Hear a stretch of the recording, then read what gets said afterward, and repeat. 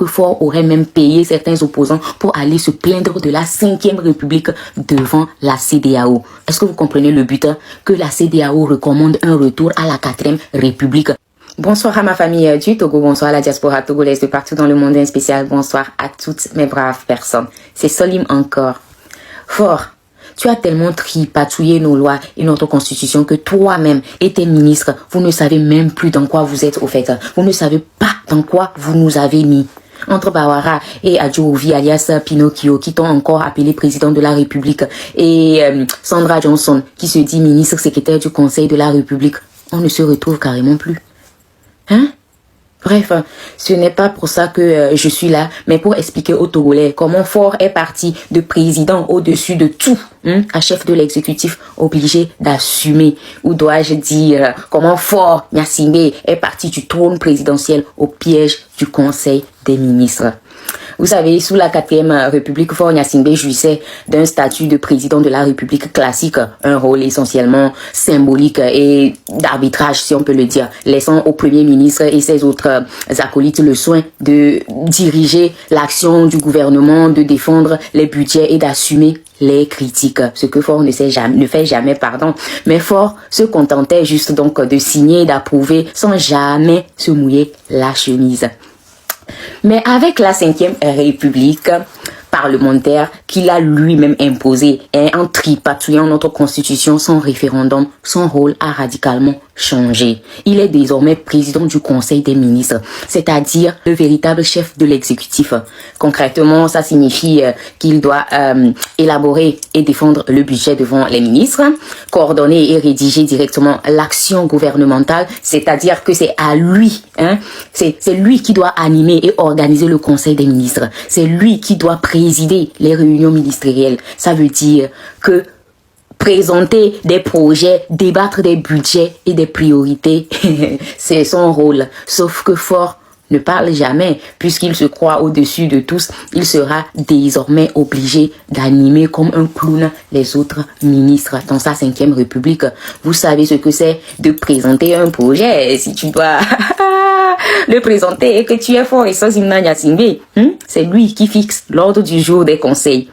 Il doit veiller bien sûr à l'exécution des décisions prises collectivement par le gouvernement. Je dis bien collectivement. Donc ça doit être approuvé par les autres au fait. Il doit rendre des comptes de ses choix et celui de ses ministres sur un pied d'égalité avec eux.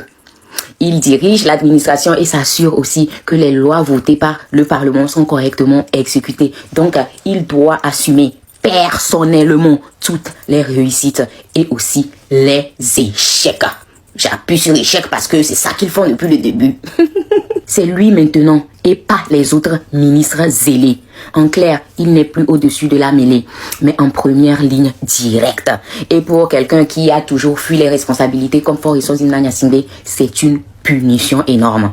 Celui qui lui a conseillé ce choix de la 5e République ne lui a pas bien expliqué les responsabilités qui viennent avec. On l'a conseillé la 5e République comme un médicament de longévité au pouvoir sans lui donner l'antidote. On l'a passé à la 5e République sans lui donner le mode d'emploi. Et ça explique le vide gouvernemental actuel qui trahit sa peur. Vous savez mieux que moi que depuis le 3 mai dernier, le Togo est sans gouvernement. Une situation bien sûr très absurde dans un État qui prétend que tout va bien en fait. Tout va bien au Togo, non? Pourquoi ce blocage?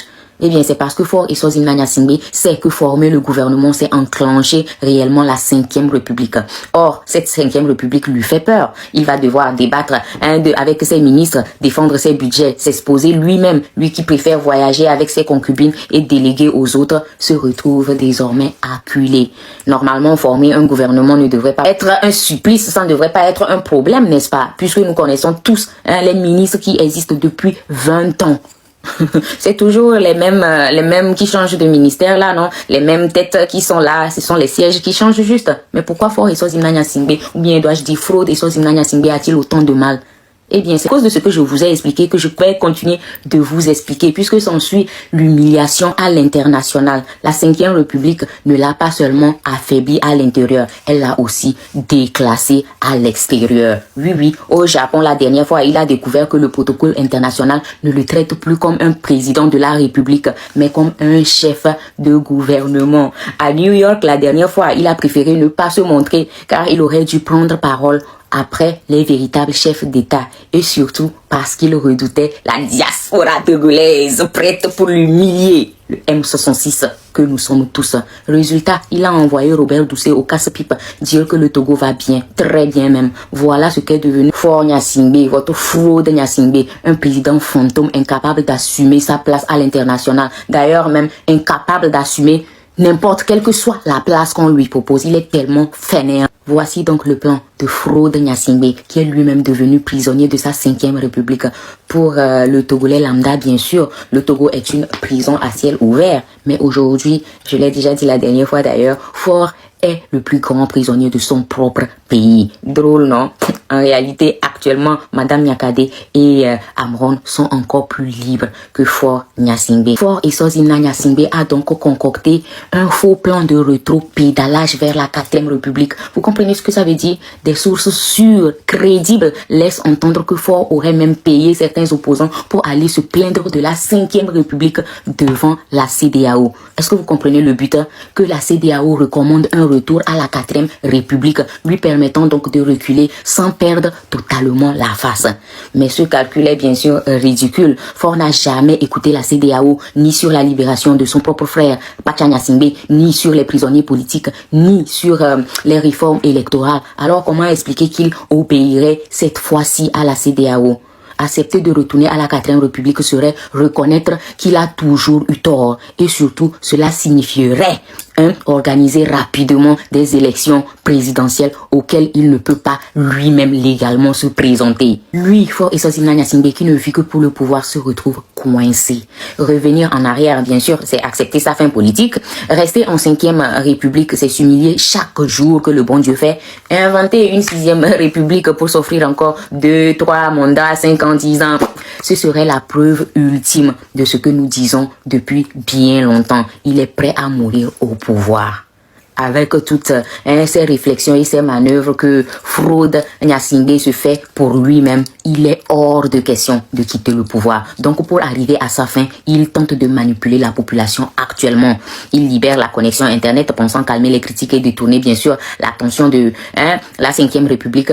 Mais on bloque aussitôt les pages des membres du M66 qui portent la mobilisation. On muselle Amron en le mettant en liberté conditionnelle pour l'empêcher de parler librement. On muselle bien sûr Madame Nyakade en l'enfermant arbitrairement. Voilà ce qu'est devenu la démocratie du Togo. La démocratie selon Faure Essozina Gnassingbé. Donner un os à ronger au peuple en cassant la dent de ceux qui refusent de se taire. Bien sûr, il s'est fait prendre dans son propre piège de la 5e République. En réalité, la levée partielle des restrictions de connexion ne révèle pas d'un simple geste de bonne volonté. Elle traduit la volonté de Faure Essozina Gnassingbé de légitimer d'une manière indirecte les revendications populaires en faveur d'un retour à la 4e République. Toutefois, bien sûr, il est impossible, politiquement impossible pour lui de le faire en laissant le mouvement M66 s'imposer comme le fer de lance de cette mobilisation. Il faut donc comprendre que sur le fond, la contestation actuelle en faveur du rétablissement de l'ancienne constitution sert en partie ses propres intérêts. Bien sûr que néanmoins, il ne pourra jamais assumer publiquement que cette orientation lui est imposée par la pression populaire. Encore moins reconnaître que c'est l'action du M66 qui le contraint. Jamais. C'est précisément pour cette raison que les comptes du mouvement M66 sont bannis dans certaines régions. Il s'agit de rendre leur mobilisation invisible auprès de la CEDEAO, aussi bien au Togo que dans certains pays voisins, afin qu'ils ne puissent pas s'attribuer le mérite d'avoir ébranlé les fondements de la 5e République de Faure Eswazina Gnassingbé. Donc, il faut lire dans la libération d'Internet une stratégie subtile, permettre malgré tout que les revendications circulent et atteignent les instances régionales, notamment la CEDEAO, afin que celle-ci serve d'arbitre et ouvre la voie à un retour à la 4e République, tout en évitant que le M66 puisse capitaliser sur cette dynamique. Vous avez compris le plan de ce régime machiavélique?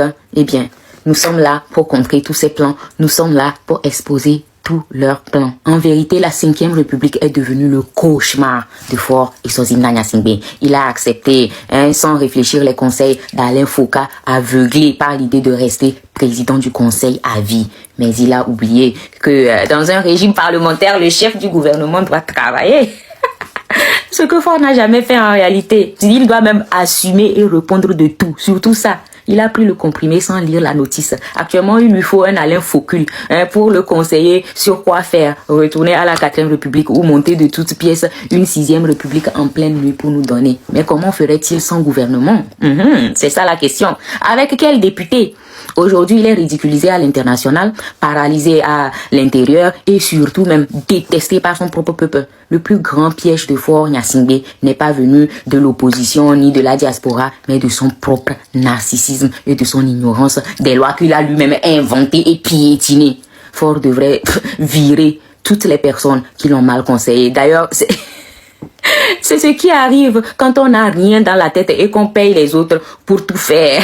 Conclusion, la lutte continue. Faure peut inventer des stratégies, bloquer des pages, corrompre des opposants. Il est déjà piégé. Nous savons ce que nous exigeons. La libération immédiate de tous les prisonniers politiques. La libération de Madame Nyakadé et d'Amron. Le retour de la Constitution de 1992 et à la 4e République. L'annulation de toutes les décisions prises sous la 5e République. Faure croyait s'être offert un trône éternel. Il s'est offert un piège éternel. Et cette fois-ci, il n'y a rien pour le sauver. Surtout si nous, en tant que Togolais, nous restons mobilisés et éveillés pour le chasser même définitivement du pouvoir. 20 ans avec un bilan négatif, ça suffit. Ça suffit. Faure must go. Faure doit partir.